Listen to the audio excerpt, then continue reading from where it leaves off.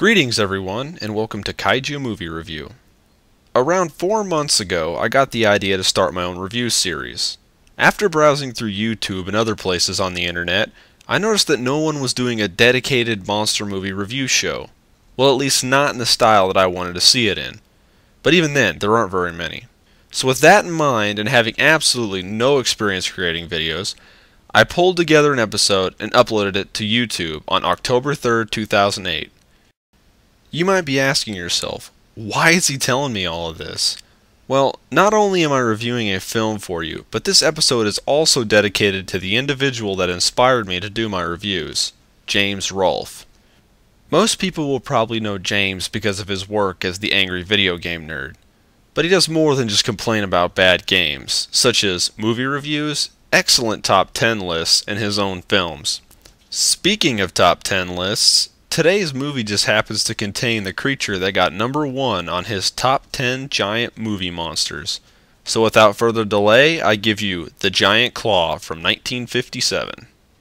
We begin with Mitchell McAfee, an electrical engineer for the military, flying around radar locations to test for blind spots in the radar system with the help of Sally Caldwell back on land at a nearby airbase. During his flight, he notices a large black flying object quickly moving towards him. He narrowly misses the object and reports that he has encountered an unidentified flying object.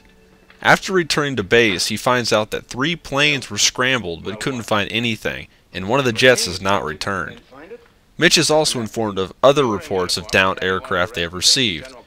On their flight back to New York, the plane is attacked. During the chaos, the pilot is killed and the aircraft crashes into the ground. They both survive the crash and are quickly shuttled onto another plane to continue their trip. Mitch discovers a pattern to all the crashes in the shape of a spiraling pattern that radiates outward from the first time he saw the UFO. Another aircraft is attacked, but this time the pilot manages to radio that he has seen a very large bird before the plane is destroyed. A group of fighters intercepts the bird and attempts to bring it down, but none of their weapons are effective and all of them are killed. After checking the wreckage of the planes, the scientists discover that the monster is emitting a field of antimatter particles that makes it immune to all attacks. Sally brings up the idea that the creature must have come here to make a nest, so it is up to Mitch and the others to find and destroy the nest, then discover a way to get through the monster's antimatter field to kill it. The giant claw is a rather odd-looking bird, even laughable in appearance. She uses her claws and beak as her main forms of attack. Also, as I mentioned earlier, she is protected by a field of antimatter, giving her an almost perfect defense.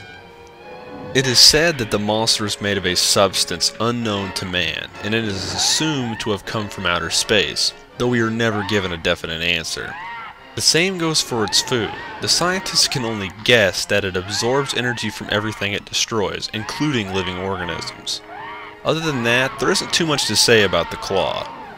Oh, the gender of the creature.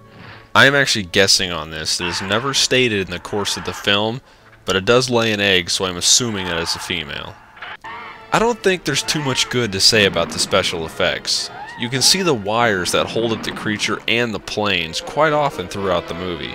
The miniatures are often unconvincing, and there's some inconsistency with the size of certain objects.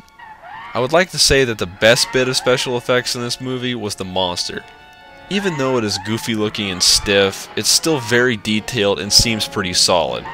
Originally, the creature was supposed to be a stop-motion model made by Ray Harryhausen, but because of monetary reasons, they had to use a puppet instead. This movie also contains quite a few scenes of stock footage taken from other movies, one example being from Earth vs. the Flying Saucers. Despite this movie's major flaws, the film was still very entertaining. I would like to compliment Jeff Morrow, the man who played Mitchell McAfee, on his acting. While all the other acting in this film was pretty bland or non-existent, Mitch had a lot more personality than the usual hero in these films.